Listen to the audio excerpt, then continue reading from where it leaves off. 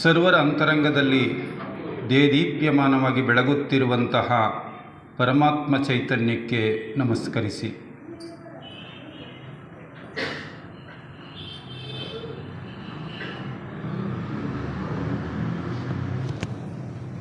ಈ ಗೋಷ್ಠಿಯ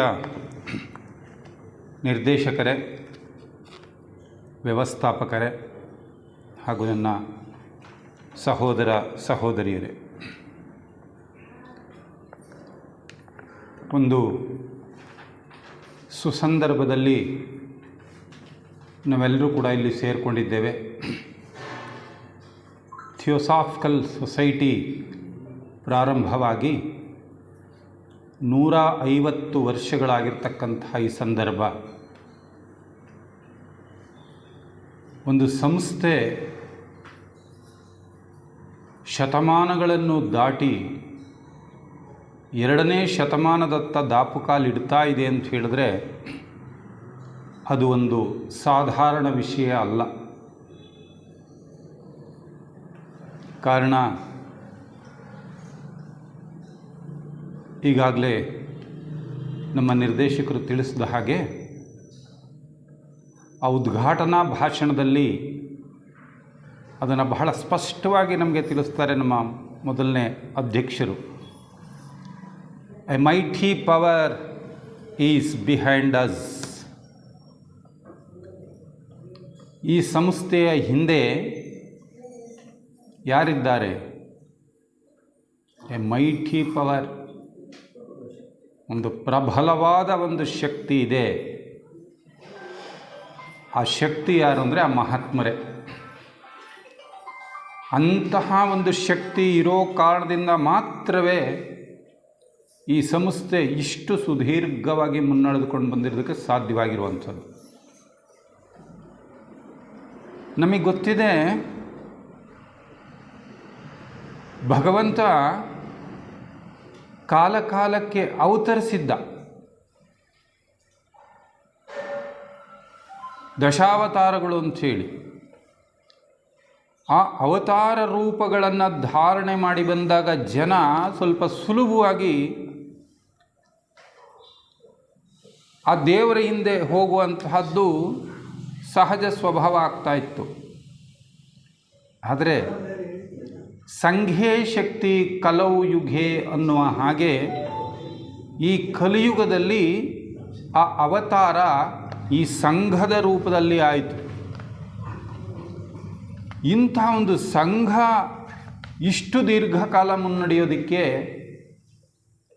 ಅಂತಹ ಮಹಾತ್ಮರು ಹಿಂಬದಿಯಲ್ಲಿ ರಕ್ಷಕರಾಗಿ ನಿಂತಿರೋದ್ರಿಂದ ಮಾತ್ರವೇ ಸಾಧ್ಯವಾಗಿದೆ. ನಮ್ಮ ನಿರ್ದೇಶಕರು ಹೇಳಿದಾಗೆ ಇಂಥ ಒಂದು ಸಂಸ್ಥೆಯಲ್ಲಿ ಒಂದು ಬಹಳ ಸುಂದರವಾದ ವಿಚಾರನ ನಾವು ಕೇಳಿದ್ದೀವಿ. ಮಾನವನ ಜೀವನದಲ್ಲಿ 3 ದುರ್ಲಭಗಳು ಅಂತ ಕೇಳ್ತೀವಿ ನಾವು. 3 ಮುಖ್ಯ ದುರ್ಲಭಗಳು ಯಾವ್ಯಾವುದು? ಮನುಷ್ಯತ್ವ, ಮುಮುಕ್ಷತ್ವ, ಮಹಾಪುರುಷ ಸಮುಶ್ರಯ. ಇದು ಮಾನವ ಜೀವನದಲ್ಲಿ ದುರ್ಲಭ ಅಂತಾರೆ ಇವುಗಳನ್ನ. ಮನುಷ್ಯರಾಗಿರಬಹುದು, ಆದರೆ ಮನುಷ್ಯತ್ವ ಬರೋದಿದೆಯಲ್ಲ ಅದು ಬಹಳ ದುರ್ಲಭ ಅಂತ. ರೂಪ ಮನುಷ್ಯರದೇ ಇರುತ್ತೆ. ನಾವು ನೋಡ್ತಾ ಇದ್ದೀವಿ ಇವತ್ತು ಪ್ರಪಂಚದ ಪರಿಸ್ಥಿತಿಯನ್ನು. ರೂಪ ಮನುಷ್ಯಂದೇ, ಸ್ವಭಾವ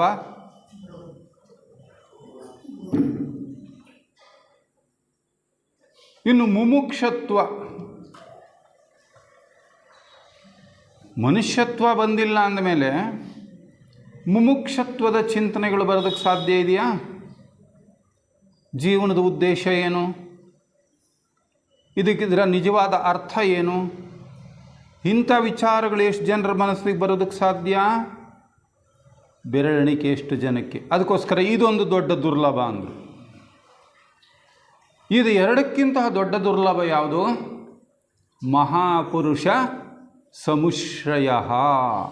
ಮಹಾಪುರುಷರ ಆಶ್ರಯ ಸಿಗ್ತಕ್ಕಂಥದ್ದು ಈ ಎರಡಕ್ಕಿಂತಲೂ ದೊಡ್ಡ ದುರ್ಲಭ ಅಂತ. ಆದರೆ ಈ ಸಂದರ್ಭದಲ್ಲಿ ನಾವು ಒಂದು ರೀತಿ ಹೆಮ್ಮೆ ಪಡಬಹುದು. ಹೆಮ್ಮೆ ಬೇರೆ, ಅಹಂ ಬೇರೆ. ಭಾಳ ಹುಷಾರಾಗಿರ್ಬೇಕು. ಮತ್ತಮೇಲೆ ಹೆಮ್ಮೆ ತಪ್ಪಲ್ಲ, ಅಹಂ ಮಹಾ ತಪ್ಪಾಗುತ್ತೆ. ಏನದು ಹೆಮ್ಮೆ ಅಂದರೆ, ಬಹುಶಃ ನಾವಿಲ್ಲಿ ಸೇರಿಕೊಂಡಿದ್ದೇವೆ ಅಂತ ಹೇಳಿದ್ರೆ ಒಂದು ಮಟ್ಟದ ಮನುಷ್ಯತ್ವ ಇಲ್ಲದೆ ಹೋಗಿದ್ದಿದ್ರೆ ನಾವು ಇಂಥ ಸ್ಥಳಕ್ಕೆ ಬರೋದಕ್ಕೆ ಸಾಧ್ಯ ಆಗ್ತಾ ಇರಲಿಲ್ಲ. ಇನ್ನು ದೋಷಗಳಿದೆ, ನಮ್ಮಲ್ಲಿ ದೋಷಗಳಿದೆ. ಆದರೆ ಒಂದು ಮಟ್ಟದ ಮನುಷ್ಯತ್ವ ನಮಗಿರೋದ್ರಿಂದ ನಾವಿಲ್ಲಿದ್ದೀವಿ ಸೊಸೈಟಿನಲ್ಲಿ. ಹಾಗಾಗಿ ಒಂದು ಕಡೆ ನಮಗೆ ಸ್ವಲ್ಪ ಸಂತೋಷ ಅನ್ಕೋಬೋದು. ಜೊತೆಗೆ ಸೊಸೈಟಿಗೆ ಯಾರಾದರೂ ಪ್ರವೇಶ ಮಾಡಿದ್ರೆ ಅದು ಏನಾದರೂ ಜೊಳ್ಳಾಗಿದ್ದರೆ ಒಂದು 6-3 ತಿಂಗಳಿರ್ಬೋದು ಅಷ್ಟೇ.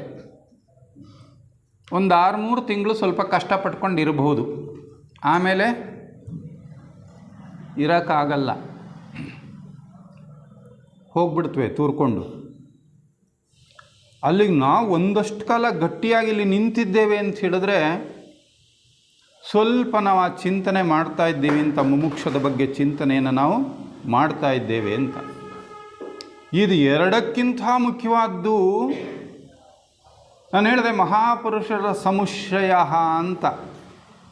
ನೋಡಿ, ಇದು ಎಂತಹ ಪುಣ್ಯ, ಎಂತಹ ಸೌಭಾಗ್ಯ. ನಾವು ಯಾವ ಸಂಸ್ಥೆನಲ್ಲಿದ್ದೇವೆ? ಮಹಾಪುರುಷರು ಸ್ಥಾಪಿಸಿರುವ ಸಂಸ್ಥೆ. ಅಂತರಂಗ ಸ್ಥಾಪಕರು ಅಂತ ಕರೆದರು ಯಾರನ್ನ? ಮೌರ್ಯರನ್ನು ಮತ್ತು ಕುತುಮಿ ಮಹರ್ಷಿಗಳನ್ನು. ಆ ಕುತುಮಿ ಮತ್ತು ಮೌರ್ಯ ಮಹರ್ಷಿಗಳು ಇರುವರೂ ಸೇರಿ ಸ್ಥಾಪಿಸಿರುವಂತಹ ಸಂಸ್ಥೆಯ ಆಶ್ರಯದಲ್ಲಿ ನಾವಿದ್ದೇವೆ ಅಂತ ಹೇಳಿದ್ರೆ, ಒಂದು ಅರ್ಥದಲ್ಲಿ ಈ 3 ದುರ್ಲಭಗಳು ನಮಗೇನಾಗಿದೆ? ಲಭ್ಯವಾಗಿವೆ.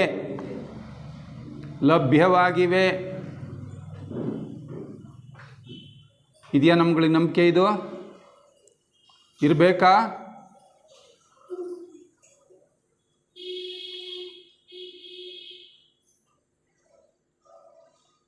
ಇಂತಹ ಮಹಾತ್ಮರು ಸ್ಥಾಪಿಸಿರುವ ಸಂಸ್ಥೆಯ ಅಡಿನಲ್ಲಿ ನಾವಿದ್ದೇವೆ ಅಂದರೆ ನಾವು ಯಾರ ಕೃಪಾಶ್ರಯದಲ್ಲಿದ್ದೇವೆ? ಯಾರ ಕೃಪಾಶ್ರಯದಲ್ಲಿದ್ದೇವೆ? ಯಾಕೆ ಧೈರ್ಯ ಇಲ್ವ ಹೇಳೋದಕ್ಕೆ? ಅವರ ಆಶ್ರಯದಲ್ಲಿ, ಕೃಪಾಶ್ರಯದಲ್ಲಿ ನಾವಿದ್ದೇವೆ. ಆ ಹೆಮ್ಮೆ ನಮಗಿರಬೇಕು. ಆದರೆ ಹಂಗಿದ್ಬಿಟ್ಟಿದ್ದೀವಿ ಅಂತ ಉದಾಸೀನತೆ ಇದ್ದರೆ ತಪ್ಪಾಗುತ್ತೆ. ಆ ಹೆಮ್ಮೆ ಇರಬೇಕು ನಮಗೆ, ಆದರೆ ಉದಾಸೀನತೆ ಇರಬಾರ್ದು. ಇಂತಹ ಸಂಸ್ಥೆಯ ಆಶ್ರಯದಲ್ಲಿ ನಾವಿದ್ದೇವೆ ಅಂದರೆ ನಮ್ಮ ಹೊಣೆಗಾರಿಕೆ ಎಂಥದ್ದು, ನಮ್ಮ ಜವಾಬ್ದಾರಿ ಎಂಥದ್ದು ಅನ್ನೋದನ್ನು ಗಾಢವಾಗಿ ಚಿಂತನೆ ಮಾಡಬೇಕು. ಹೃದಯಾಂತರಾಳದಿಂದ ಚಿಂತನೆ ಮಾಡಬೇಕು. ಮಹಾತ್ಮರು ಕೈಗೊಂಡಿರುವ ಕಾರ್ಯ ಚಿಕ್ಕ ಪುಟ್ಟ ಕಾರ್ಯ ಅಲ್ಲ. ಇಡೀ ವಿಶ್ವವನ್ನೇ ಮೇಲೆತ್ತುವ ಕೆಲಸ. ಇದು ಸಣ್ಣ ಕೆಲಸನಾ? ವಿಶ್ವವನ್ನು, ನನ್ನ ಮತ ಅಲ್ಲ, ನನ್ನ ರಾಷ್ಟ್ರ ಅಲ್ಲ, ಕೇವಲ ಒಳ್ಳೆಯವರಿಗೆ ಸಹಾಯ ಮಾಡೋಕ್ಕಲ್ಲ,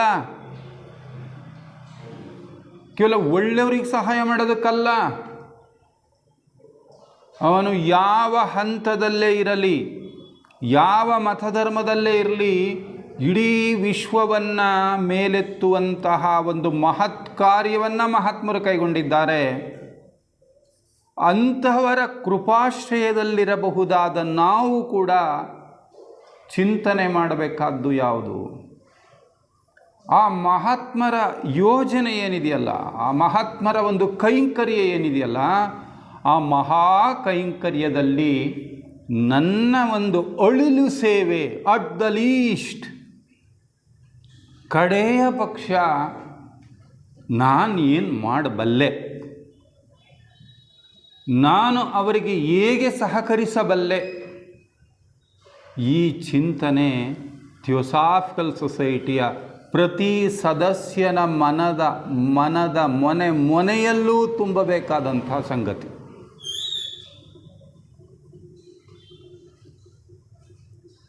ಈ ಸುಸಂದರ್ಭದಲ್ಲಿ ಮೊಟ್ಟ ಮೊದಲು ಈ ವಿಷಯವನ್ನು ನಾವು ಚೆನ್ನಾಗಿ ಅರ್ಥ ಮಾಡಿಕೊಳ್ತಾ ಈಗ ನನ್ನ ಉಪನ್ಯಾಸದ ಮುಖ್ಯ ಭಾಗಕ್ಕೆ ನಾನು ಬರೋದು ಪ್ರಯತ್ನ ಮಾಡ್ತೇನೆ. ಮೇಡಮ್ ಬ್ಲವಾಟ್ಸ್ಕಿ ಅವರು ಅತ್ಯಂತ ಒಂದು ಪುಟ್ಟ ಪುಸ್ತಕವನ್ನು ಬರೆದಿದ್ದಾರೆ. ಪುಟ್ಟ ಹೊತ್ತಿಗೆ, ಎಷ್ಟು ಪುಟ್ಟ ಹೊತ್ತಿಗೆ ಅಂದರೆ ಅದನ್ನು ಆರಾಮವಾಗಿ ನನ್ನ ಜೇಬ್ನಲ್ಲಿ ಇಟ್ಕೊಂಡು ಓಡಾಡಬಹುದಾದಂಥ ಅಂಗೈ ಅಗಲದ ಒಂದು ಪುಸ್ತಕ ಇದು. ಇದರ ಶೀರ್ಷಿಕೆ ಗುಪ್ತ ವಿದ್ಯಾನುಷ್ಠಾನ. ಗುಪ್ತ ವಿದ್ಯಾನುಷ್ಠಾನ. ಈ ಪುಸ್ತಕದಲ್ಲಿರುವಂಥ ವಿಚಾರಗಳು ಬಹಳ ದೊಡ್ಡವು. ಪುಸ್ತಕ ಬಹಳ ಪುಟ್ಟದು, ಆದರೆ ವಿಚಾರಗಳು ಬಹಳ ದೊಡ್ಡವು. ಒಬ್ಬ ಥಿಯೋಸಾಫಿಕಲ್ ಸದಸ್ಯನಿಗೆ ಏನೆಲ್ಲ ಲಕ್ಷಣಗಳು ಇರಬೇಕೋ ಅದೆಲ್ಲವನ್ನೂ ಕೂಡ ಈ ಪುಟ್ಟ ಹೊತ್ತಿಗೆಯಲ್ಲಿ ಅಮ್ಮ ಅಡಗಿಸಿಟ್ಟಿದ್ದಾರೆ.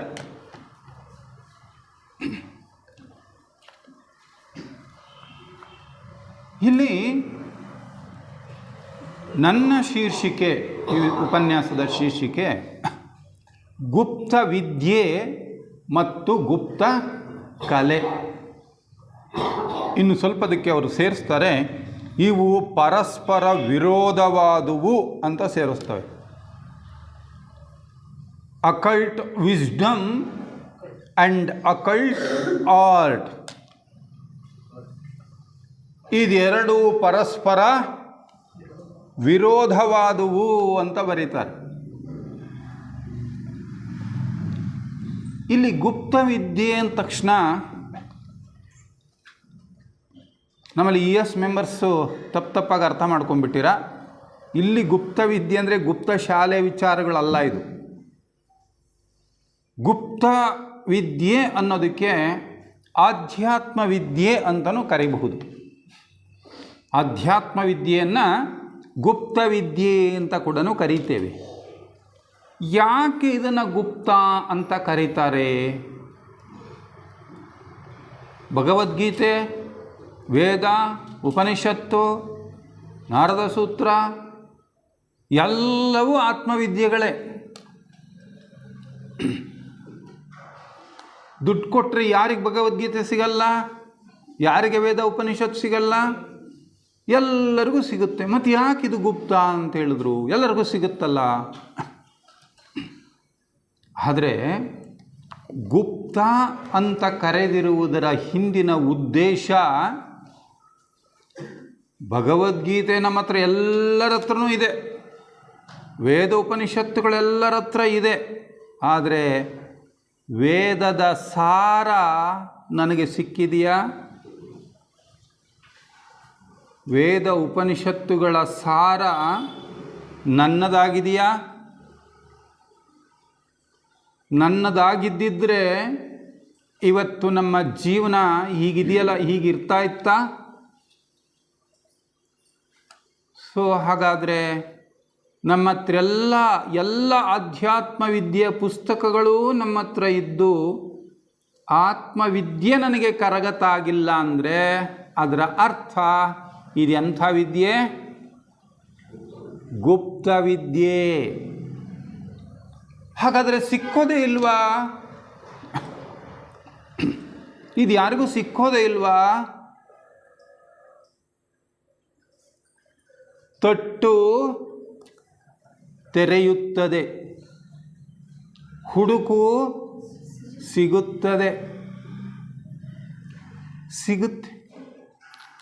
ಯಾರಿಗೆ ಸಿಗುತ್ತೆ? ಯಾರು ತಟ್ತಾರೋ, ಯಾರು ಹುಡುಕ್ತಾರೋ ಅವ್ರಿಗೆ ಅದು ತನ್ನ ಆಳದಲ್ಲಿರುವ ಅನರ್ಘ್ಯ ರತ್ನಗಳನ್ನು ಅದೇನು ಮಾಡುತ್ತೆ? ತೆರೆದು ತೋರಿಸುತ್ತೆ. ನಾನು ಹುಡುಕಲಿಲ್ಲ, ಅದಕ್ಕೋಸ್ಕರ ನಾನು ತಹತಃ ಪಡಲಿಲ್ಲ, ಸಿಗ್ತದ? ಸಿಗಲ್ಲ. ಅದಕ್ಕೆ ಇದನ್ನು ಏನು ಕರೆದ್ರು? ಗುಪ್ತ ಅಂತ ಕರೆದ್ರು. ಗುಪ್ತ. ಎಷ್ಟೋ ಗೀತೆಗಳಲ್ಲಿ, ಎಷ್ಟೋ ಅಧ್ಯಾತ್ಮ ಗ್ರಂಥಗಳಲ್ಲಿ ಅಲ್ಲಿರೋ ಅರ್ಥ ಒಂದಾದರೆ ನಾವದನ್ನು ಅರ್ಥ ಮಾಡಿಕೊಳ್ಳೋ ರೀತಿಯೇ ಇನ್ನೊಂದಾಗಿರುತ್ತೆ. ಒಂದು ಸಣ್ಣ ಒಂದು ಉದಾಹರಣೆ ಅಂದರೆ, ವೈರಾಗ್ಯನಿಧಿ ಅಕ್ಕ ಮಹಾದೇವಿ ಚನ್ನಮಲ್ಲಿಕಾರ್ಜುನನನ್ನು ಹುಡುಕೊಂಡು ಬಂದ್ಲು. ಕಾಡು ಮೇಡು ಗಿರಿ ಗಹ್ವರ ಎಲ್ಲ ಹುಡುಕೊಂಡು ಬಂದಾಗ ಅಲ್ಲಿ ಸಿಕ್ಕಂಥ ಗಿಳಿ ಗೊರವಂಕ ಅವು ಇವುಗಳನ್ನೆಲ್ಲ ನೀವು ನನ್ನ ಚನ್ನಮಲ್ಲಿಕಾರ್ಜುನನ ನೋಡಿದ್ರಾ ಅಂತ ಹುಡುಕೊಂಡು ಬಂದ್ಲು ಅಂತ ಬರುತ್ತೆ ಕತೆ. ಅವಳು ಗಿಳಿ ಗೊರವಂಕಗಳನ್ನು ಕೇಳೋ ಸ್ಥಿತಿಲಿ ಇದ್ಲ ಅಕ್ಕ. ಅವಳು ನಮ್ಮನ್ನು ಛೇಡಿಸೋದಕ್ಕೆ ಅವಾಗೊಂದು ವಚನ ಬರೀತಾಳೆ. ಚಿಲಿಮಿಲಿಗಳಿಂದೋದುವ ಹಕ್ಕಿಗಳಿರ ನೀವು ಕಂಡಿರೆ. ಈ ವಚನ ಅಲ್ಲಿ ಬರೀತಾಳೆ ಅವಳು. ನಾವು ಅದನ್ನೇನು ತಿಳ್ಕೊಂಡ್ವಿ, ಅಕ್ಕ ಅಲ್ಲಿ ಸಿಕ್ಕಂಥ ಗಿಳಿ ಗೊರವಂಕ ಅವು ಇವನ್ನ ಕೇಳ್ಕೊಂಡು ಬಂದ್ಲು ಅಂತ ನಾವು ತಿಳ್ಕೊಂಡಿದ್ದೀವಿ. ನಿಜವಾಗ್ಲೂ ಅದರ ಅರ್ಥ ಅದಲ್ಲ. ನಾವು ದಿನ ಕೂತ್ಕೊಂಡು ಪಾರಾಯಣ ಮಾಡ್ತೀವಲ್ಲ, ಅಯ್ಯೋ ನನಗೆ ಭಗವದ್ಗೀತೆ ಪಾರಾಯಣ ಮಾಡದೇ ಇದ್ದರೆ ಅವತ್ತು ಸಮಾಧಾನನೇ ಆಗಲ್ಲ ನನಗೆ. ನಾನು ನಮ್ಮ ಮನೇಲಿ ಕೂತ್ಕೊಂಡು ಅರ್ಧ ಗಂಟೆ ಅಷ್ಟೋತ್ರ ಅದು ಇದು ಪೂಜೆ ಮಾಡದೇ ಇದ್ದರೆ ನನಗೆ ಸಮಾಧಾನನೇ ಆಗಲ್ಲ ಅಂತ ನಾವು ಹೇಳ್ತೀವಲ್ಲ. ನಮ್ಮಂಥವ್ರನ್ನ ನೋಡಿ ಛೇಡಿಸ್ತಾಳಂತೆ. ಚಿಲಿಮಿಳಿಗಳಿಂದೋದುವ ಹಕ್ಕಿಗಳಿರ. ಅಪ್ಪ ಕೂತ್ಕೊಂಡು ಪಾರಾಯಣ ಮಾಡ್ತಾ ಇದ್ದೀರಲ್ರೋ, ನೀವು ಕಂಡಿರಾ? ನಿಮಗೆ ಸಿಕ್ಕ್ಯಾನ ನನ್ನ ಚನ್ನಮಲ್ಲಿಕಾರ್ಜುನ ಅಂತ ನಮ್ಮನ್ನು ಛೇಡಿಸ್ತಾಳಂತ ಅಕ್ಕ. ಅದರಿಂದ ಗುಪ್ತ ವಿದ್ಯೆ ಅನ್ನೋದಿದೆಯಲ್ಲ, ಅದು ಸೀಕ್ರೆಟ್ ಅಂತ ಅಲ್ಲ, ಆದರೂ ಒಂಥರ ಸೀಕ್ರೆಟೇ. ಯಾರಿಗೆ ನಿಜವಾದ ತಹತಃ ಇದೆಯೋ, ನಾನು ಅದನ್ನು ಕಂಡುಕೊಳ್ಳಲೇಬೇಕು ಅನ್ನೋಂಥ ಪ್ರಬಲವಾದ ಉತ್ಕಟೇಚ್ಛೆ ಇದೆಯೋ, ಅಂಥವರಿಗೆ ಅದು ತನ್ನ ಗರ್ಭದಲ್ಲಿ ಅಡಗಿರುವಂತಹ ನಿಧಿಯನ್ನು ತೋರಿಸ್ತದೆ. ಆದ್ದರಿಂದ ಅದನ್ನು ಗುಪ್ತ ವಿದ್ಯೆ ಅಂತ ಕರೆದರು. ಈ ಗುಪ್ತ ಕಲೆ ಅಂತ ಹೇಳ್ತಾ ಇದ್ದಾರೆ. ಹಾಗಾದರೆ ಗುಪ್ತ ವಿದ್ಯೆ ಏನು, ಗುಪ್ತ ಕಲೆಗಳು ಅಂದರೆ ಏನು? ನಮ್ಮ ಯೋಗಶಾಸ್ತ್ರವನ್ನು ನಾವು ನೋಡುವಾಗ 4 ಪದಗಳನ್ನು ಬಳಸ್ತಾರೆ ಯೋಗಶಾಸ್ತ್ರದಲ್ಲಿ. ಒಂದು ಗುಹ್ಯವಿದ್ಯೆ, ಯಜ್ಞವಿದ್ಯೆ, ಗುಹ್ಯವಿದ್ಯೆ, ಮಹಾವಿದ್ಯೆ, ಆತ್ಮವಿದ್ಯೆ ಅಂಥೇಳಿ 4 ಪದಗಳು ಬಳಕೆ ಆಗ್ತದೆ ಯೋಗಶಾಸ್ತ್ರದಲ್ಲಿ. ಮೊದಲನೇದು ಯಾವುದು? ಯಜ್ಞವಿದ್ಯೆ ಅಂದರು. ಯಜ್ಞವಿದ್ಯೆ ಏನದು? ಯಜ್ಞವಿದ್ಯೆ ಅಂತ ಹೇಳಿದ್ರೆ,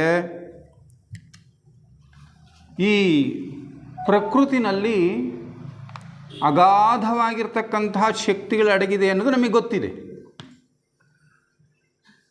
ಮನುಷ್ಯರಾಗಿರೋ ನಮ್ಮಲ್ಲೂ ಕೂಡ ಅಗಾಧವಾದ ಶಕ್ತಿಗಳು ಅಡಗಿದೆ. ಅದನ್ನು ಹೊರಗೆ ತರೋದೇ ಥಿಯೋಸಾಫಿಕಲ್ ಸೊಸೈಟಿಯ 3ನೇ ಉದ್ದೇಶ ಅಂತಲೂ ನಾವು ಅರ್ಥ ಮಾಡ್ಕೊಂಡಿದ್ದೀವಿ. ಒಟ್ಟಾರೆ ಈ ಪ್ರಕೃತಿನಲ್ಲಿ ಅಗಾಧವಾದಂತಹ ಶಕ್ತಿಗಳಿದ್ದಾವೆ. ಆ ಶಕ್ತಿಗಳನ್ನು ಕೆಲವು ಮತ ಸಂಬಂಧವಾದ ಸಂಸ್ಕಾರ ಕಾರ್ಯಗಳನ್ನು ಮಾಡುವುದರ ಮೂಲಕ ಆ ಗುಪ್ತ ಶಕ್ತಿಗಳನ್ನು ಉದ್ಬೋಧನೆ ಮಾಡುವಂತಹ ಒಂದು ಕ್ರಮ ಯಜ್ಞವಿದ್ಯೆ ಅಂತ ಹೇಳಿದ್ರೆ. ಇನ್ನು 2ನೇ ವಿದ್ಯೆ ಯಾವುದು? ಮಹಾವಿದ್ಯೆ ಅಂತ ಕರೀತಾರೆ. ಮಹಾವಿದ್ಯೆ ಅಂದರೆ ದೊಡ್ಡ ವಿದ್ಯೆ ಅಂತ. ಅದೇನು ಅಂದರೆ, ಕೆಲವು ತಾಂತ್ರಿಕ ಪೂಜಾ ವಿಧಾನಗಳನ್ನು ಆಚರಣೆ ಮಾಡುವುದರ ಮೂಲಕ ಆ ಶಕ್ತಿಗಳನ್ನು ಉದ್ಬೋಧ ಮಾಡ್ತಕ್ಕಂತಹ ಒಂದು ಕ್ರಮ. ಇದನ್ನು ಮಹಾವಿದ್ಯೆ ಅಂತ ಕರೆದರು. ಇನ್ನು ಮೂರನೇದು ಗುಹ್ಯ ವಿದ್ಯೆ ಅಂತ ಕರೀತಾರೆ. ಈಗ ನಾವು ನೋಡಿದ್ದೀವಲ್ಲ, ಆ ಟಿ ವಿಗಳಲ್ಲಿ ಅಲ್ಲಿ ಫಿಲಮ್ಗಳಲ್ಲಿ ನೋಡ್ತೀವಿ, ಒಬ್ಬ ತಾಂತ್ರಿಕ ಪೂಜಾರಿ ಇರ್ತಾನೆ, ಅವನು ಯಾವುದೋ ಒಂದು ಶಕ್ತಿಯನ್ನು ವಶ ಮಾಡ್ಕೊಂಡ್ಬಿಟ್ಟು ಏನು ಓಂ ಪಟ್ ಸ್ವಾಹ ಅಂತ ಹಾಗೆ ಹೀಗೆ ಮಾಡ್ತಾನೆ. ಅವನಿಗೆ ಬೇಕಾದಂಥ ಶಕ್ತಿ ಅವನ ಮುಂದೆ ಬಂದು ನಿಂತ್ಬಿಟ್ಟು ಏನಪ್ಪಣೆ ಅಂತ ಕೇಳುತ್ತೆ. ಈ ಥರದ್ದೆಲ್ಲ ಅದು ಮಹಾವಿದ್ಯೆ. ಇನ್ನು ಯಜ್ಞವಿದ್ಯೆ ಅಂತ ಹೇಳಿದ್ರೆ, ಗುಹ್ಯ ವಿದ್ಯೆ ಅಂತ ಹೇಳಿದ್ರೆ, ಶಬ್ದದಲ್ಲಿ ಅಡಗಿರುವಂತಹ ಶಬ್ದಗಳ ಒಂದು ಸ್ಪಂದನಗಳನ್ನು ಉಂಟು ಮಾಡುವುದರ ಮೂಲಕ ಒಂದು ನಿರ್ದಿಷ್ಟವಾದ ಮಂತ್ರಗಳನ್ನು ಉಚ್ಚರಿಸಿ ಪ್ರಕೃತಿಯ ಶಕ್ತಿಗಳನ್ನು ಉದ್ಬೋಧನೆ ಮಾಡ್ತಕ್ಕಂತಹ ಒಂದು ಕ್ರಮ. ಇದನ್ನು ಗುಹ್ಯ ವಿದ್ಯೆ ಅಂತ ಕರೀತಾರೆ.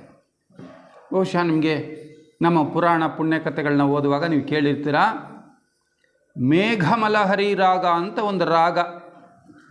ಆ ರಾಗವನ್ನು ಆಡಿದ್ರೆ ಆ ಕಾಲದಲ್ಲೂ ಕೂಡ ಮಳೆ ಬಂದ್ಬಿಡ್ತಾ ಇತ್ತು. ಇಟ್ ಇಸ್ ಫ್ಯಾಕ್ಟ್, ಅದೇನು ಸುಳ್ಳೇನಲ್ಲ. ಆ ನಿರ್ದಿಷ್ಟವಾದ ಶಬ್ದ ಸ್ಪಂದನಗಳನ್ನು ಉಂಟು ಮಾಡಿದಾಗ ಆ ಪಂಚಭೂತಗಳನ್ನು ಆಕರ್ಷಿಸುವಂತಹ ಒಂದು ಶಕ್ತಿಯಲ್ಲಿ ಬಿಡುಗಡೆ ಆಗ್ತಾ ಇತ್ತು. ತನ್ಮೂಲಕ ಮೇಘಮಲಹರಿ ರಾಗವನ್ನು ಹಾಡೋದ್ರ ಮೂಲಕ ಮಳೆಯನ್ನು ಬರಿಸುವ ಕಾರ್ಯವನ್ನು ಮಾಡಿದರು. ದೀಪಕಮಾಲ ರಾಗವನ್ನು ಆಡೋದ್ರ ಮೂಲಕ ದೀಪಗಳನ್ನು ಬೆಳಗಿಸ್ತಾ ಇದ್ದರು. ಬೆಂಕಿ ಹತ್ತಿಸ್ತೇನೆ ದೀಪ ಬೆಳಗ್ತಾ ಇತ್ತು. ಅಲ್ಲಿ ಏನಿಲ್ಲ, ಪಂಚಭೂತಗಳಿಗೆ ಸಂಬಂಧಪಟ್ಟಂಥ ಅಗ್ನಿತತ್ವವನ್ನು ಆವಾಹನೆ ಮಾಡಿದಾಗ ಅದು ದೀಪ ಹತ್ಕೊಳ್ಳೋದಲ್ಲಿ. ಇದು ಒಂದು ಕ್ರಮ.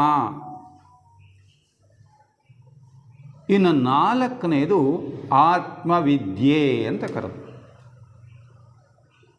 ಯಜ್ಞವಿದ್ಯೆ, ಮಹಾವಿದ್ಯೆ, ಗುಹ್ಯ ವಿದ್ಯೆ, ಆತ್ಮವಿದ್ಯೆ ಅಂತ ಇದು 4.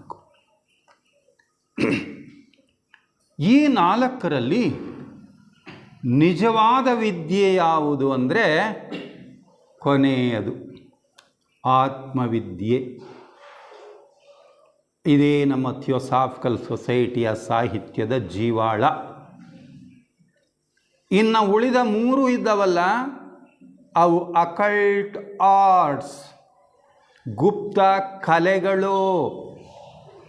ಥಿಯೋಸಾಫಿಕಲ್ ಸೊಸೈಟಿಯ ಸಾಧಕರಾದ ನಾವು, ಸದಸ್ಯರಾದ ನಾವು ಇದರಲ್ಲಿ ಯಾವುದಕ್ಕೆ ಒತ್ತು ಕೊಡಬೇಕು? ಆತ್ಮವಿದ್ಯೆಗೆ ಒತ್ತು ಕೊಡಬೇಕು.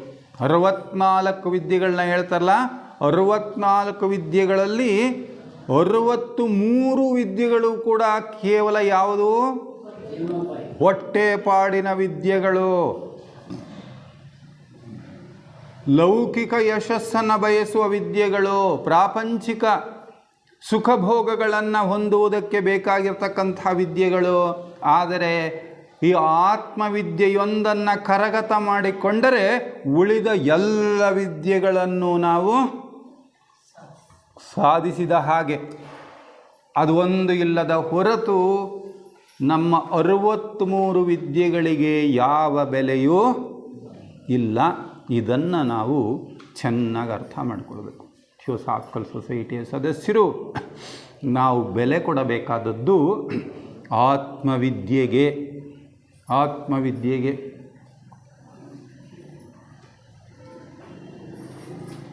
ಈ ಗುಪ್ತ ಕಲೆಗಳಿಗೂ ಗುಪ್ತ ವಿದ್ಯೆಗೂ ಇರ್ತಕ್ಕಂಥ ವ್ಯತ್ಯಾಸವನ್ನು ಅಮ್ಮ ಹೇಳ್ತಾರೆ. ಇವೆರಡಕ್ಕೂ ಇರೋ ವ್ಯತ್ಯಾಸ ಹೇಗೆ ಹೇಳ್ಬೋದಪ್ಪ ಅಂದರೆ, ಒಂದು ಬೆಂಕಿಯ ಕೊಳ್ಳಿಗೂ ಒಬ್ಬ ಸೂರ್ಯನಿಗೂ ನಾವು ಹೋಲಿಕೆ ಮಾಡಿದ್ರೆ, ಬೆಂಕಿಯ ಕೊಳ್ಳಿಗೆ ಯಾವ ಬೆಲೆ ಇದೆ ಸೂರ್ಯನ ಮುಂದೆ? ಗುಪ್ತ ಕಲೆಗಳು ಒಂದು ಬೆಂಕಿಯ ಕಿಡಿ ಆದರೆ, ಗುಪ್ತ ವಿದ್ಯೆ ಸೂರ್ಯ.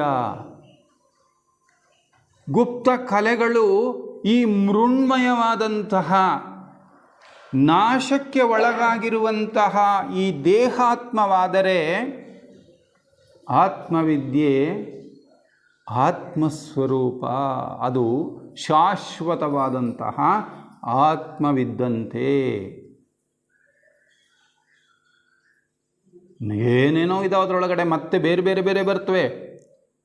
ಹಠಯೋಗ ಅಂತ ಬರುತ್ತೆ, ಸಾಮುದ್ರಿಕ ವಿದ್ಯೆ ಅಂತ ಬರುತ್ತೆ, ರಸವಿದ್ಯೆ ಅಂತ ಬರುತ್ತೆ.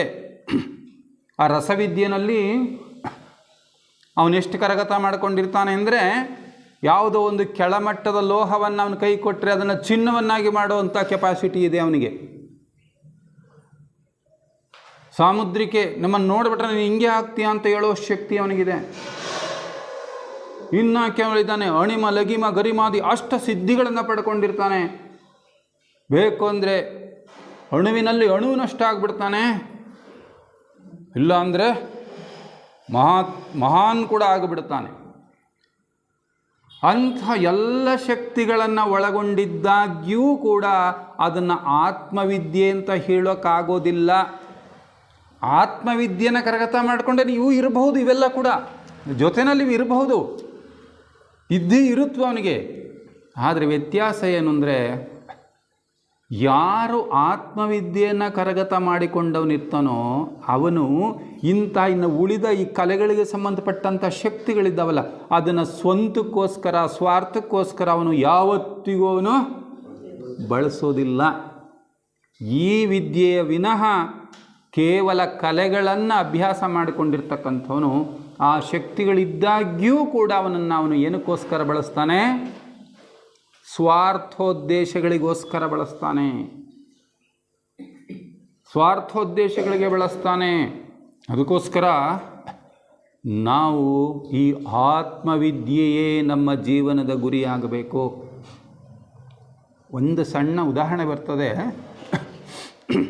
ಅಲ್ಲಮಪ್ರಭುಗಳ ಜೀವನದಲ್ಲಿ ಒಂದು ಗೋರಕ್ಷಣ ಸಂದರ್ಭ ಅಂತ ಬರ್ತದೆ. ಗೋರಕ್ಷ ಅಂತಕ್ಕಂಥ ಗೋರಕ್ಷ ಹಠಯೋಗ ಸಾಧಕ, ಅಲ್ಲಮಪ್ರಭು ಶಿವಯೋಗ ಸಾಧಕ, ಅಂದರೆ ಆತ್ಮವಿದ್ಯಾ ಸಾಧಕರು ಅಲ್ಲಮಪ್ರಭುಗಳು.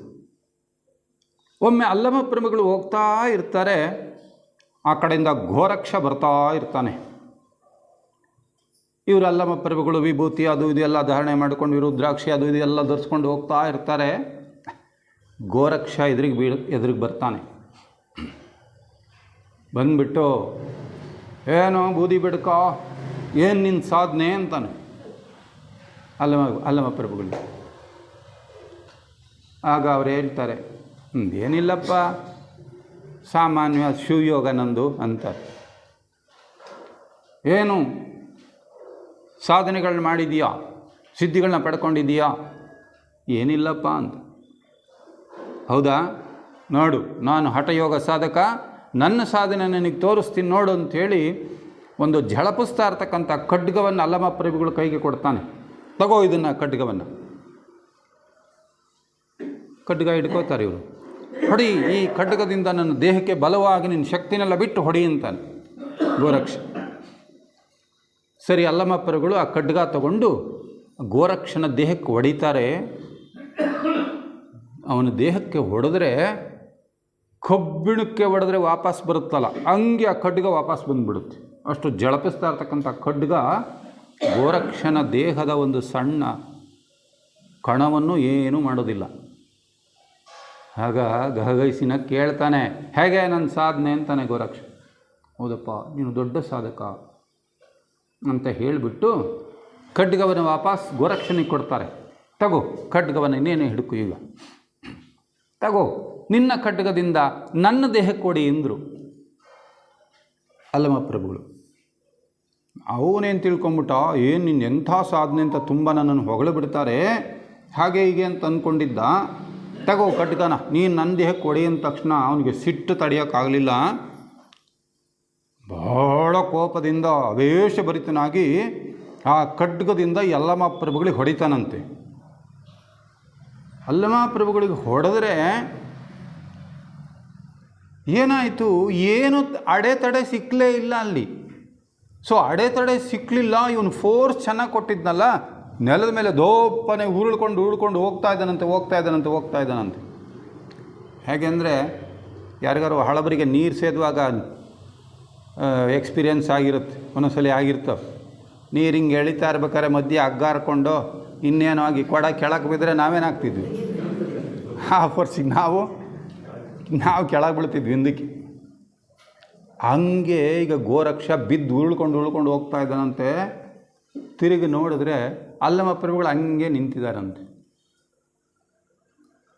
ಅಂದರೆ ಇದರಲ್ಲಿ ಏನು ಅರ್ಥ ಮಾಡ್ಕೋಬೋದು ಅಂದರೆ, ಗೋರಕ್ಷಣೆಗಿಂತ ಹಠಯೋಗ ಸಾಧನೆಯಲ್ಲಿ ಇನ್ನೊಂಚೂರು ಜಾಸ್ತಿ ಸಾಧನೆ ಮಾಡ್ಯಾರ ಬಂದರೆ ಇವನ ದೇಹನ ಏನು ಮಾಡ್ಬೋದು, ಒಡೆದಾಕ್ಬೋದು. ಇಲ್ಲಿ ಅಲ್ಲಮಪ್ರಭುಗಳ ದೇಹದಲ್ಲಿ ಖಡ್ಗನ ಬೀಸಿದರೆ ಗಾಳಿಲಿ ಬಂದಂಗೆ ಹಿಂಗೆ ಬರುತ್ತೆ ಈ ಕಡೆಗೆ, ಮಧ್ಯೆ ತಡೆನೇ ಸಿಗ್ತಾ ಇಲ್ಲ. ಆಗ ಹೇಳ್ತಾರೆ ಅವರು, ಒಂದು ತಪ್ಪಾಯಿತು ನಂದು, ಏನು ನಿಮ್ಮ ಸಾಧನೆಯ ಗುಟ್ಟು ಅಂದರೆ ಸಹಜ ಶಿವಯೋಗಪ್ಪ ಇದಕ್ಕೆ ಯಾವ ಹಠಯೋಗದ ಅವಶ್ಯಕತೆಯೂ ಇಲ್ಲ ಅಂದಾಗ ಆ ಗೋರಕ್ಷ ಅಲ್ಲಮಪ್ರಭುಗಳ ಶಿಷ್ಯನಾಗ್ತಾನೆ, ಅವನು ಶಿವಯೋಗ ಸಂಪನ್ನನಾಗ್ತಾನೆ. ಇದು ಆತ್ಮವಿದ್ಯೆ.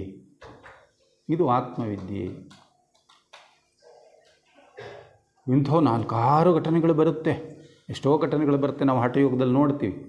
ಅಲ್ಲಿ ನಾನು ಹೇಳಿದ್ನಲ್ಲ, ಫಿಲಮಲ್ಲಿ ಎಲ್ಲೆಲ್ಲ ನೋಡ್ತಿರಲ್ಲ, ಕೊನೆಯಲ್ಲಿ ಮೊದಲೆಲ್ಲ ಅವನು ಆರ್ಭಟ ಮಾಡಿರ್ತಾನೆ. ಈ ಮಾಂತ್ರಿಕ ಮೊದಲೆಲ್ಲ ಹಠ ಮಾಡಿ ಏನೇನೋ ಕೆಲವೆಲ್ಲ ತೊಂದರೆ ತಾಪತ್ರೆಗಳು ಮಾಡಿರ್ತಾನೆ. ಕೊನೆಯಲ್ಲಿ ಜಯ ಸಿಗೋದು ಯಾರಿಗೆ? ಸತ್ಯಸಂಧನಾಗಿರೋವನಿಗೋ, ಈ ಥರ ಏನೋ ಮೋಸ ಮಾಡಿ ಮತ್ತೊಂದು ಮಾಡಿ ದುಡ್ಡಿಗೆಲ್ಲ ಹಿಡಿಸ್ಕೊಂಡು ಪೂಜೆ ಮಾಡಿರ್ತಾನಲ್ಲ, ಅವ್ರಿಗೆ ಜಯ ಆಗುತ್ತೋ? ಕೊನೆಯಲ್ಲಿ ಸತ್ಯಸಂಧನಿಗೆ ಜಯ ಸಿಗೋದು. ಮಧ್ಯದಲ್ಲಿ ಸ್ವಲ್ಪ ಸಣ್ಣ ಪುಟ್ಟ ಈ ಹಠಯೋಗದಲ್ಲಿ ಏನೋ ತೊಂದರೆ ಕೊಡ್ಬೋದು, ಅಥವಾ ನಾವು ಒಳ್ಳೆಯದನ್ನು ಮಾಡ್ಕೋಬೋದು ಅಷ್ಟೇ. ಅದಕ್ಕೆ ಥಿಯೋಸಾಫಿಕಲ್ ಸೊಸೈಟಿನಲ್ಲಿ ಮೌನವಾಣಿನಲ್ಲಿ ಅಮ್ಮ ಬರೀತಾರೆ, ಸಿದ್ಧಿಗಳಿಗೋಸ್ಕರ ಬಾಯಿ ಬಿಡಬೇಡ. ಜೊತೆಗೆ ಥಿಯೋಸಾಫಿಕಲ್ ಸೊಸೈಟಿನಲ್ಲಿ ಜನ ಕಡಿಮೆ ಆಗೋದಕ್ಕೂ ಒಂದು ಕಾರಣ ಇದೆ. ಇಲ್ಲಿ ನಮಗೆ ಯಾವ ಆಶ್ವಾಸನೆಗಳನ್ನು ಕೊಡೋದಿಲ್ಲ. ದೇವ್ರು ಕಾಪಾಡಿಬಿಡ್ತಾನೆ ನಿನ್ನನ್ನು ಅಂತ ಹೇಳಲ್ಲ. ಥಿಯೋಸಫಿ ಬಂದ್ಕೂಳೆ ನಮ್ಮ ಕಷ್ಟೆಲ್ಲ ಪರಿಹಾರ ಆಗಿಬಿಡುತ್ತೆ ಅಂತ ಮತ್ತೆ ಯಾರು ಬಂದಿದ್ದರೆ ಇವತ್ತೇ ಹುಷಾರಾಗಿಬಿಡ್ರಿ. ಥಿಯೋಸಾಫಿಕಲ್ ಸೊಸೈಟಿಗೆ ಬಂದುಬಿಡ್ತೀವಿ, ಇನ್ನು ಮಹಾತ್ಮರು ನಮ್ಮ ಕಷ್ಟಗಳನ್ನೆಲ್ಲ ಪರಿಹಾರ ಮಾಡಿಬಿಡ್ತಾರೆ, ದೇವ್ರು ನಮ್ಮ ಕಷ್ಟಗಳೆಲ್ಲ ಪರಿಹಾರ ಮಾಡಿಬಿಡ್ತಾನೆ ಅಂತ ಏನಾರು ಆಸೆ ಇಟ್ಕೊಂಡು ಬಂದಿದ್ದರೆ ಹುಷಾರು. ಇಲ್ಲಿ ನಮಗೇನು ಹೇಳುತ್ತೆ ಆತ್ಮಜ್ಞಾನ, ನಿನ್ನ ಕಷ್ಟಗಳಿಗೆ ಅಥವಾ ನಿನ್ನ ಸುಖಗಳಿಗೆ ಯಾರ ಕಾರಣ? ನೀನೇ ಕಾರಣ. ಅದನ್ನು ಸರಿ ಮಾಡ್ಕೋಬೇಕಾಗಿರೋನು ಕೂಡ ಯಾರು? ನೀನೇ ಸರಿ ಮಾಡ್ಕೋಬೇಕು. ಹಂಗಾಗೇ ಇಲ್ಲಿ ಸೊಸೈಟಿನಲ್ಲಿ ಭಾಳ ಜನ ಕಮ್ಮಿ.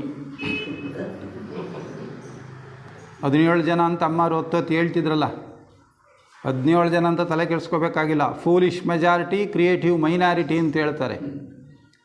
Foolish majority no problem, creative minority ಸರಿ ಇರಬೇಕಷ್ಟೆ. ಮೈನಾರಿಟಿ ಇದೆಯಲ್ಲ, ಇದು ಹೆಂಗಿರಬೇಕು? ಕ್ರಿಯೇಟಿವ್ ಆಗಿರಬೇಕು. ಕ್ರಿಯೇಟಿವ್ ಆಗಿದ್ದರೆ ಆ ಫೂಲಿಶ್ ಮೆಜಾರಿಟಿಯನ್ನು ಬದಲಾಯಿಸ್ಬೋದು. ಅಂಥ ಶಕ್ತಿ ಇದೆ ಆ ಕ್ರಿಯೇಟಿವ್ ಮೈನಾರಿಟಿಗೆ. ಅದಕ್ಕೋಸ್ಕರ 14 ಜನ ಇದ್ದವರು ಬರೀ ಅಮೇರಿಕಾದಲ್ಲಿ ಪ್ರಾರಂಭವಾಗಿದೆ. ಇವತ್ತೆಷ್ಟು ರಾಷ್ಟ್ರಗಳಲ್ಲಿದೆ?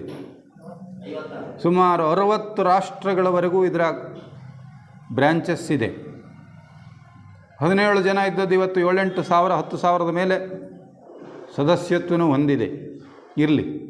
ಅದಕ್ಕೋಸ್ಕರ ಈ ನಾವು ಬೆಲೆ ಕೊಡಬೇಕಾದ್ದು ಆತ್ಮವಿದ್ಯೆಗೆ ಮಾತ್ರವೇ.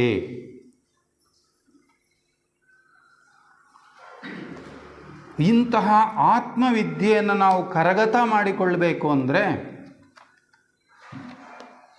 ನಾವು ಸದಾ ಕಾಲ ಯಾವುದರ ಮೇಲೆ ನಾವು ಚಿಂತನೆ ಮಾಡಬೇಕು, ಯಾವ ವಿಷಯಗಳನ್ನ ನಾವು ಚಿಂತನೆ ಮಾಡಬೇಕು? ಯಾರಿಗೆ ಈ ಒಂದು ಗುಪ್ತವಿದ್ಯೆ ಅಂತಕ್ಕಂಥದ್ರಲ್ಲಿ ನಿಜವಾಗ್ಲೂ ಕೂಡ ಆಸಕ್ತಿ ಇದೆಯೋ, ಆ ಗುಪ್ತವಿದ್ಯೆಯಲ್ಲಿ ಆಸಕ್ತಿ ಇರತಕ್ಕಂಥವನು ಏನು ಮಾಡಬೇಕು? ಈ ಮಾರ್ಗದಲ್ಲಿ, ಅಂದರೆ ಈ ಮಾರ್ಗ ಏನು ಹೇಳುತ್ತೆ ನಮಗೆ? ಪ್ಯೂರಿಫಿಕೇಷನ್. ಥಿಯೋಸಫಿಲಿ ಮಾತೆತ್ತಿದ್ರೆ ಹೇಳೋದು ಪ್ಯೂರಿಫಿಕೇಷನ್. ನಿನ್ನ ದೇಹಾತ್ಮವನ್ನು ದೇಹಾತ್ಮ ಅಂದ ತಕ್ಷಣ ನಮಗೆ ಬರಬೇಕು ಯಾವ್ಯಾವುದು? ಸ್ಥೂಲ, ಕಾಮ, ರೂಪ. ಈ ಅಪರಿಶುದ್ಧತೆ ಅನ್ನೋದೇನಾದರೂ ಇದ್ದರೆ ಎಲ್ಲಿ ಮಾತ್ರ? ಇಲ್ಲಿ ಮಾತ್ರ. ಅಪರಿಶುದ್ಧತೆ ಇರೋದು ಕೇವಲ ಈ ದೇಹಾತ್ಮದಲ್ಲಿ ಮಾತ್ರ. ಈ ಸ್ಥೂಲ ದೇಹ, ಕಾಮದೇಹ, ರೂಪದೇಹ, ಈ ಮೂರರಲ್ಲೇ ಅಪರಿಶುದ್ಧತೆಗಳಿದ್ದರೆ ಇರೋದು ಸಾಧ್ಯವಾಗ್ತಕ್ಕಂಥದ್ದು. ಅದಕ್ಕೋಸ್ಕರ ಈ ಮೂರು ದೇಹಗಳನ್ನು ಶುದ್ಧಿ ಮಾಡಿಕೊಳ್ಬೇಕಾದ್ದು ಯಾರ ಕೆಲಸ? ಇದನ್ನು ನನಗೋಸ್ಕರ ನೀವು ಅಥವಾ ನಿಮಗೋಸ್ಕರ ನಾನು ಮಾಡೋದಕ್ಕೆ ಸಾಧ್ಯ ಇದೆಯಾ? ಇಲ್ಲ. ಇದನ್ನು ಗೀತೆಯಲ್ಲಿ ಕೃಷ್ಣ ಭಗವಂತ ಕೂಡ ಅಪ್ಪಣೆ ಕೊಡಿಸ್ತಾರೆ, ಉದ್ಧರೇ ಆತ್ಮನಾತ್ಮಾನಾಂ. ಅಪ್ಪ, ನಿನ್ನ ಆತ್ಮವನ್ನು ಯಾರು ಉದ್ಧಾರ ಮಾಡಿಕೊಳ್ಬೇಕು? ನೀನೇ ಉದ್ಧಾರ ಮಾಡಿಕೊಳ್ಬೇಕು ಅಂತಾರೆ. ಒಬ್ಬರಿಗೊಬ್ಬರು ಸಹಾಯಕರಾಗಿರಬಹುದು. ಈ ಮಾರ್ಗದಲ್ಲಿ ಒಬ್ಬರು ಇನ್ನೊಬ್ಬರ ಬೆಳವಣಿಗೆಗೆ ಸಹಕಾರ ಮಾಡಬಹುದು. One child can take years to the water, no one can drunk it. ಒಬ್ಬ ಸಣ್ಣ ಹುಡುಗನ ಕೈಲಿ ಕುದುರೆಗೆ ಹಗ್ಗ ಹಾಕಿ ಕೊಟ್ಬಿಟ್ರೆ ಅವ್ನು ನೀರಿನ ಹತ್ರಕ್ಕೆ ಇಟ್ಕೊಂಡು ಹೋಗ್ಬಿಡ್ತಾನೆ ಹುಡುಗ. ಆದರೆ ನೀರನ್ನು ಯಾರು ಕುಡಿಬೇಕು? ಕುದುರೆನೇ ಕುಡಿಬೇಕು, ಕುದುರೆನೇ ಕುಡಿಬೇಕು. ಅದಕ್ಕೋಸ್ಕರ ಅವ್ರು ಹೇಳ್ತಾರೆ, ಈ ಮಾರ್ಗದಲ್ಲಿ ನಡೀತಾ ಇರ್ತಕ್ಕಂಥ ಸಾಧಕ ಸಾಧ್ಯವಾದಷ್ಟು ಕೂಡ ಇದನ್ನು ಅನುಷ್ಠಾನ ಮಾಡ್ತಾ ಬರಲಿ. ನಾನು ನನ್ನ ಸ್ಥೂಲ ದೇಹಕ್ಕೆ ಯಾವ ರೀತಿಯಾದಂಥ ಆಹಾರವನ್ನು ಕೊಡಬೇಕು, ಹಾಗೆಯೇ ನನ್ನ ಭಾವನಾಮಯ ಕೋಶ ಅಥವಾ ಕಾಮದೇಹ ಅಂತ ನಾವೇನು ಹೇಳ್ತೀವಿ, ಅದಕ್ಕೆ ಯಾವ ರೀತಿಯಾದ ಆಹಾರವನ್ನು ನಾನು ಕೊಡಬೇಕು. ನನ್ನ ಮನೋದೇಹ, ರೂಪದೇಹ ಇದೆಯಲ್ಲ, ಆ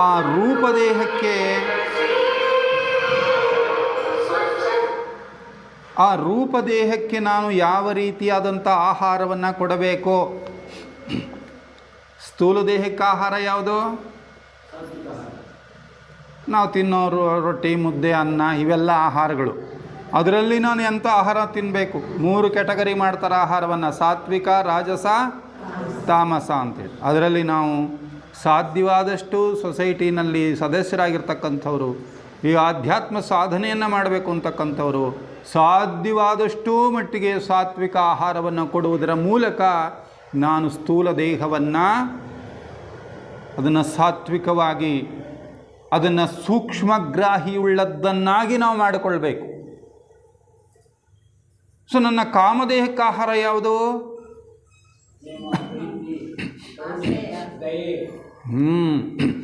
ಕಾಮದೇಹಕ್ಕೆ ಆಹಾರ ಅಂದರೆ ಭಾವನೆಗಳು. ಭಾವನೆಗಳೇ ಕಾಮದೇಹದ ಆಹಾರ.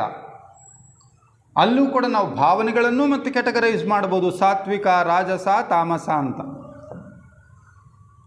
ಅಲ್ಲಿಗೆ ಯಾವ ಭಾವನೆಗಳನ್ನು ನಾನು ಫೀಡ್ ಮಾಡಬೇಕು ನನ್ನ ಕಾಮದೇಹಕ್ಕೆ? ಪ್ರತಿದಿನ, ಪ್ರತಿ ಕ್ಷಣ ಸಾತ್ವಿಕ ಭಾವನೆಗಳು ಅಂದರೆ ಪ್ರೀತಿ, ಪ್ರೇಮ, ಕರುಣೆ, ಅನುಕಂಪೆ, ದಯೆ, ಮಾರ್ಧವತೆ, ಇಂತಹ ಭಾವನೆಗಳನ್ನು ಪ್ರಜ್ಞಾಯುತವಾಗಿ ನಾನು ನನ್ನ ಕಾಮದೇಹಕ್ಕೆ ನಾನು ಪೂರೈಕೆ ಮಾಡ್ತಾ ಹೋದರೆ ನನ್ನ ಕಾಮದೇಹ ಏನಾಗ್ತದೆ?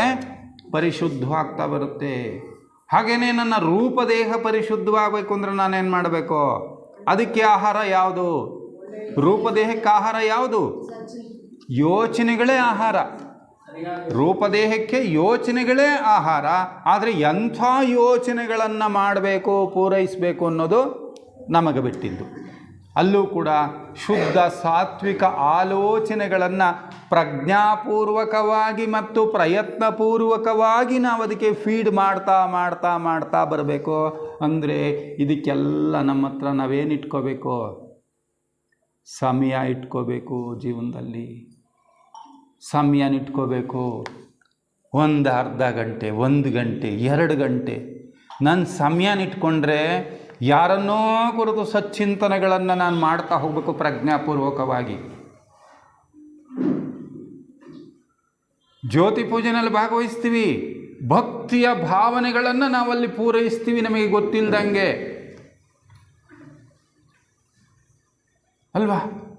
ನೋಡಿ, ಅಲ್ಲಿ ಜ್ಯೋತಿ ಪೂಜೆನಲ್ಲಿ ತನ್ಮಯತೆಯಿಂದ ನಾವು ಭಾಗವಹಿಸಿರುವಾಗ ಬೇರೆ ಎಲ್ಲ ರೀತಿಯಾದಂಥ ಭಾವನೆಗಳು ನಮ್ಮಿಂದ ಹೊರಟೋಗ್ಬಿಡುತ್ತೆ.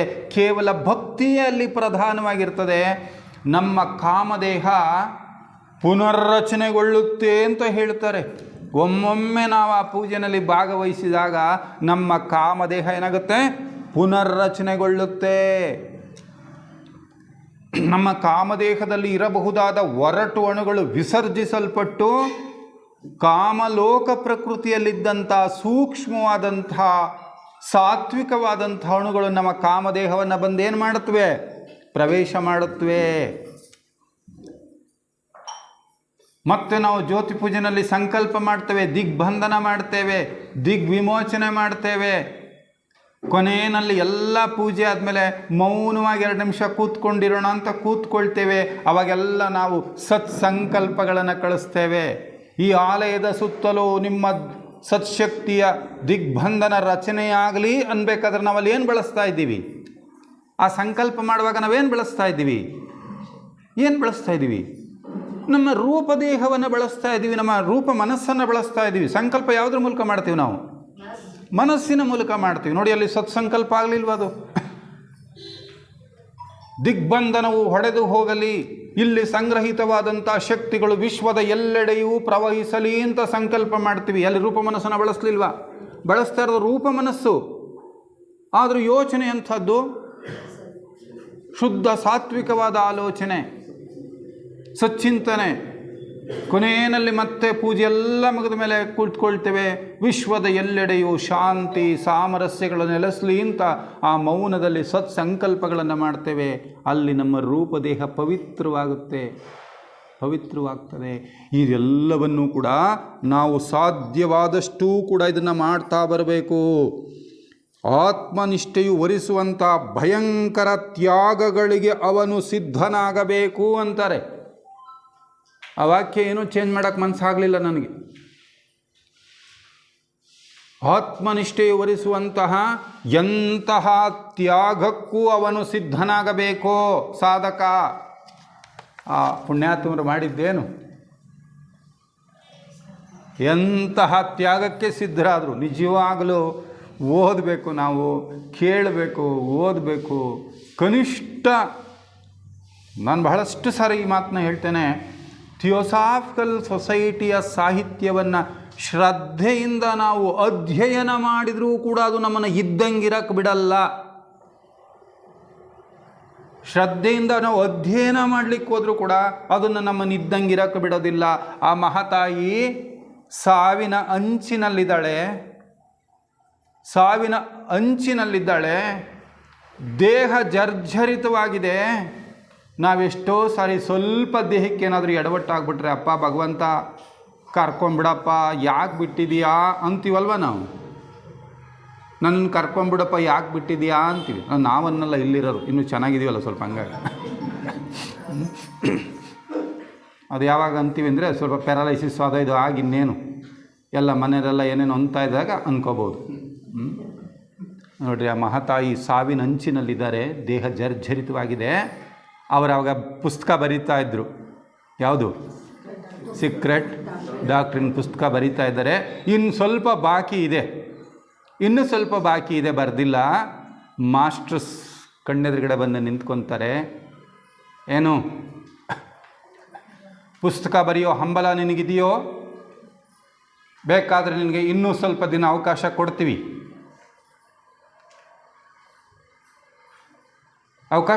ಬೇಕಾದರೆ ನೀನು ಅದನ್ನು ಬರೆದು ಮುಗಿಸ್ತೀಯೋ ಅಂತ ಕೇಳ್ತಾರೆ.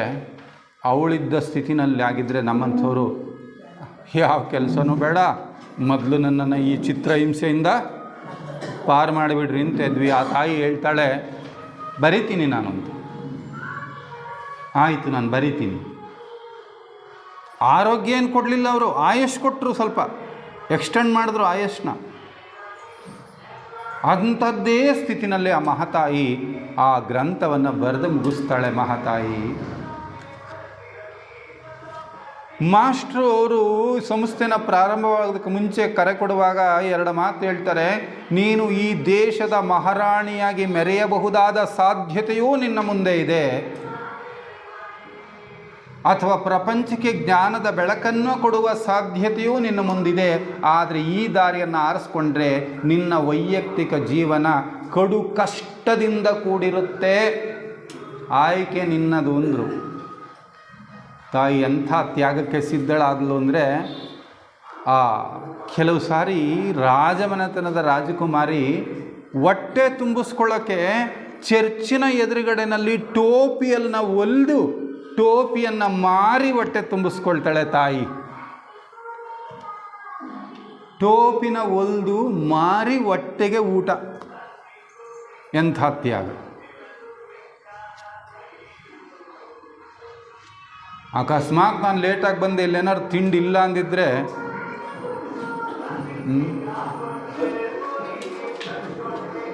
ಸ್ವಲ್ಪ ಅಲ್ಲೇ ಅಸಮಾಧಾನ ಆದರೂ ಆಗಿಬಿಡುತ್ತೆ ನಮಗೆ. ಬರ್ತೀವಿ ಅಂತ ಹೇಳಿದ್ದೀವಿ ಅಲ್ವ? ಅದಕ್ಕೆ ಈ ಆತ್ಮವಿದ್ಯೆನ ನಾವು ಮೈಗೂಡಿಸ್ಕೊಳ್ಬೇಕಾಗಿದ್ದರೆ ಇದಕ್ಕೆ ಎಂತಹ ಒಂದು ತ್ಯಾಗವನ್ನಾದರೂ ನಾವು ಮಾಡಲಿಕ್ಕೆ ಸಿದ್ಧವಾಗಿರಬೇಕಾಗ್ತದೆ. ಇಲ್ಲಿ ನಾವು ಒಳಗಡೆ ನಮ್ಮ ನೀಚ ಸ್ವಭಾವವನ್ನು ಅದುಮಿಟ್ಕೊಂಡು ನಾನು ಆತ್ಮವಿದ್ಯೆಯನ್ನು ಕರಗತ ಮಾಡಿಕೊಳ್ತೇನೆ ಅಂತ ನಾನೇನಾದರೂ ಪ್ರಯತ್ನಿಸಿದರೆ ಅದು ಎಂದಿಗೂ ಸಾಧ್ಯವಿಲ್ಲ.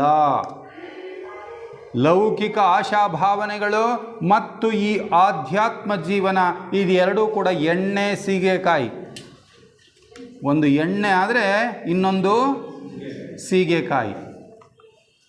ಸೊ ನಾನು ನನ್ನೆಲ್ಲ ಲೌಕಿಕ ಆಶೋತ್ತರಗಳನ್ನು, ನನ್ನ ಲೌಕಿಕ ಭಾವನೆಗಳನ್ನು, ಲೌಕಿಕ ಇಷ್ಟಾರ್ಥಗಳನ್ನು ಹಾಗೇ ಅದುಮಿಟ್ಕೊಂಡು ನಾನು ಈ ಕಡೆ ಅಧ್ಯಾತ್ಮ ಸಾಧನೆ ಮಾಡ್ತೀನಿ ಅಂದರೆ ಅದಾಗೋದಿಲ್ಲ.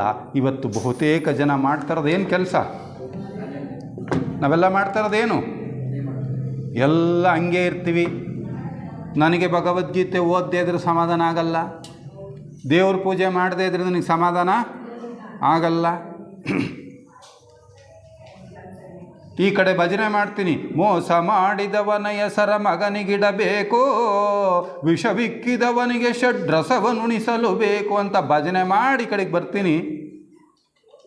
ಅವನು ಸುದ್ದಿ ಮಾತ್ರ ನನ್ನ ಎದುರುಗಡೆ ಎತ್ತಬೇಡ ನೋಡು. ನೀನು ಯಾರ ವಿಷಯನಾರು ಹೇಳು, ಅವನ ಹೆಸರು ಮಾತ್ರ ಬರಬೇಡ. ಭಜನೆಗೂ ನನ್ನ ಕೃತಿಗೂ ಅಂಥ ಸಂಬಂಧ ಏನಾದ್ರು ಇದೆಯಾ? ಏನಿಲ್ಲ. ಅದಕ್ಕೋಸ್ಕರ ಥಿಯೋಸಾಫಿಕಲ್ ಸೊಸೈಟಿಯ ಸಾಧಕ ಯಾವ ಗುಪ್ತ ವಿದ್ಯೆಯ ಕಡೆಗೂ ಅವನು ವಾಲಬಾರದು. ಇವತ್ತು ನಾವು ಕೂಡ ಎಷ್ಟೋ ಸಾರಿ ಅಲ್ಲಿ ಯಾರೋ ಬಂದಿದ್ದಾರಂತೆ, ಅವ್ರು ಇಲ್ಲಿ ಕೂತ್ಕೊಂಡೆ ಎಲ್ಲ ಕಡೆ ವಿಚಾರ ಹೇಳ್ಬಿಡ್ತಾರಂತೆ ಅಂದರೆ ಎಲ್ಲಿ ಮುಗಿ ಬೀಳ್ತೀವಿ? ಅವತ್ತು ಥಿಯಾಸಫಿ ಮುಗಿ ಬೀಳ್ತೀವ? ಅಲ್ಲಿರೋ ಕ್ಯೂನ್ಗೆ ನಮ್ಮದು ಒಂದು ಪಾರ್ಟಿಸಿಪೇಷನ್ ಇರುತ್ತೋ?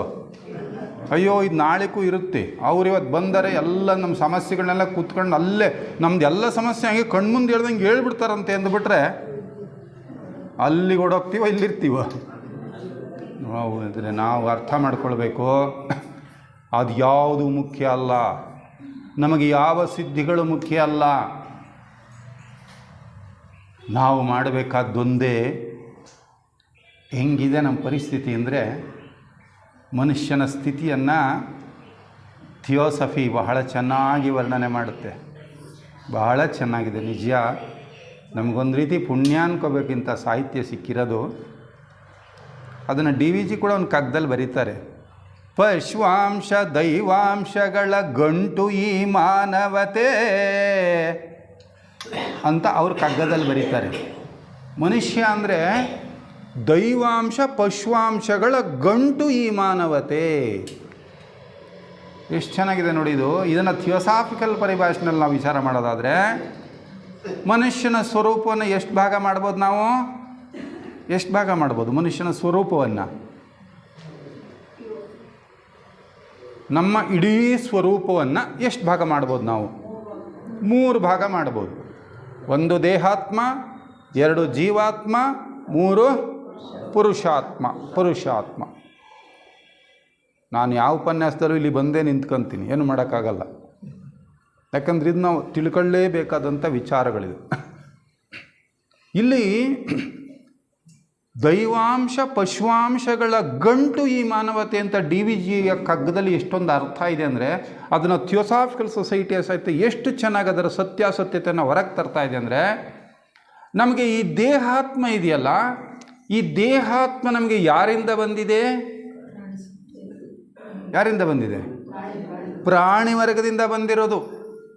ನೋಡಿ, ಖನಿಜ, ಸಸ್ಯ, ಪ್ರಾಣಿ, ಆ ಪ್ರಾಣಿಗಳಲ್ಲಿ ಮಾನವನ ಸಂಸರ್ಗಕ್ಕೆ ಬಂದಂಥ ಪ್ರಾಣಿಯಿಂದ ನಾವು ಎವಲ್ಯೂಟ್ ಆಗಿದ್ದೀವಿ. ಅಂದರೆ ನಮಗೆ ಈ ದೇಹಾತ್ಮ ಬಂದಿರೋದು ಪ್ರಾಣಿ ವರ್ಗದಿಂದ. ಅದಕ್ಕೆ ಅವರು DVG ಹೇಳಿದ್ರು ಪಶುವಾಂಶ. ಒಳಗಡೆ ಇದೆಯಲ್ಲ ಈ ಜೀವಾತ್ಮ ಮತ್ತು ಈ ಪುರುಷಾತ್ಮ, ಇದು ಯಾರಿಂದ ಬಂದಿದೆ? ನಮಗೆ ಪರಮಾತ್ಮನಿಂದ ಬಂದಿರೋದು. ಪರಮಾತ್ಮನಿಂದ ಬಂದಿರೋದು ಇದು. ನೋಡಿ, ಇಲ್ಲಿ ಪಶುವಾಂಶ, ಅಲ್ಲಿ ದೈವಾಂಶ, ಮಧ್ಯೆ ನಿಂತಿರೋದು ಯಾವುದು? ಅಲ್ಲ, ಕೆಳಗಡೆ ದೇಹಾತ್ಮ, ಮೇಲೆ ಪರಮಾತ್ಮನ ಅಂಶವಾದಂಥ ಪುರುಷಾತ್ಮ, ಮಧ್ಯೆ ಇರೋದು ಯಾವುದು? ಜೀವಾತ್ಮ. ಮಧ್ಯೆ ಇರೋದು ಜೀವಾತ್ಮ. ಈಗ ಜೀವಾತ್ಮನ ಹೋರಾಟ ಏನು ಅಂದರೆ, ಜೀವಾತ್ಮನ ಹೋರಾಟ ಏನು ನಡೀತಾ ಇದೆ ಅಂದರೆ, ಎಷ್ಟು ಹೊತ್ತಿಗೆ ಈ ದೇಹಾತ್ಮ ನನ್ನ ಅಂಕೆಗೆ ಬಂದೀತೋ, ಈ ದೇಹಾತ್ಮನನ್ನು ನನ್ನ ಅಂಕೆಗೆ ತೆಗೆದುಕೊಳ್ಳುವಲ್ಲಿ ನಾನು ಎಷ್ಟು ಹೊತ್ತಿಗೆ ನಾನು ಸಫಲನಾಗ್ತೇನೋ ಅಂತ ಜೀವಾತ್ಮ ಏನು ಮಾಡ್ತದೆ? ಚಡಪಡಿಸ್ತಾ ಇದೆ. ನಮ್ಮ ಜೀವಾತ್ಮ ಚಡಪಡಿಸ್ತಾ ಇದೆ. ತನ್ನ ಶಕ್ತಿಯನ್ನು ದೇಹಾತ್ಮನ ಮೇಲೆ ಧಾರೆ ಎರಿತಾ ಇದೆ. ಆದರೆ ಈ ದೇಹಾತ್ಮ ಏನು ಮಾಡ್ತಾ ಇಲ್ಲ? ಅದಕ್ಕೆ ಸ್ಪಂದಿಸ್ತಾ ಇಲ್ಲ. ದೇಹಾತ್ಮ ಸ್ಪಂದಿಸ್ತಾ ಇಲ್ಲ. ಆ ದೇಹಾತ್ಮ ಸ್ಪಂದಿಸಬೇಕು ಅಂದರೆ ನಾವು ಎಚ್ಚರವಾಗಬೇಕು. ನಾವು ಪ್ರಜ್ಞಾಪೂರ್ವಕವಾದ ಅರಿವಿನಿಂದ ನಮ್ಮ ಜೀವನವನ್ನು ಮಾಡೋದಕ್ಕೆ ಶುರುವಾಗಬೇಕು. ಹಾಗೆ ಶುರುವಾದರೆ ಈ ಎರಡಕ್ಕೂ ಇದ್ದಂತಹ ಒಂದು ಏನು ಗ್ಯಾಪ್ ಇದೆಯಲ್ಲ, ಈ ಗ್ಯಾಪ್ ದಿನ ದಿನ ದಿನ ದಿನ ದಿನ ದಿನ ಕ್ಷಣ ಕ್ಷಣ ಕ್ಷಣ ಏನು ಮಾಡಬೇಕು? ಆ ಗ್ಯಾಪ್ ಏನಾಗ್ತಾ ಬರಬೇಕು? ಕಡಿಮೆ ಕಡಿಮೆ ಕಡಿಮೆ ಕಡಿಮೆ ಕಡಿಮೆ ಕಡಿಮೆ ಕಡಿಮೆ ಕಡಿಮೆ ಈ ಗ್ಯಾಪ್ ಕಡಿಮೆ ಆಗ್ತಾ ಬರಬೇಕು. ಈ ಗ್ಯಾಪ್ ಕಡಿಮೆ ಆಗ್ತಾ ಆಗ್ತಾ ಆಗ್ತಾ ಆಗ ಜೀವಾತ್ಮ ಕೋಡ್ಗನ ಕೋಳಿ ನುಂಗಿತ್ತ, ನೋಡವ್ವ ತಂಗಿ ಕೋಡ್ಗನ ಕೋಳಿ ನುಂಗಿತ್ತ. ಎಲ್ಲ ಅಂತರಾರ್ಥ ಇರೋದಲ್ಲೇ. ನಾವೇನು ಕೋಡ್ಗನ ಕೋಳಿ ನುಂಗ್ತು, ಗೋಡೆ ಸುಣ್ಣ ನೋಡಿ. ಇಲ್ಲಿ ನಮ್ಮ ಜೀವಾತ್ಮ ದೇಹಾತ್ಮನನ್ನು ನುಂಗಿಬಿಟ್ಟ. ನುಂಗ್ಬಿಟ್ಟ ಮೇಲೆ ಹೆಂಗಿದೆ ಜರ್ನಿ? ಹೆಂಗಿರ್ತಾವಾಗ ಜರ್ನಿ?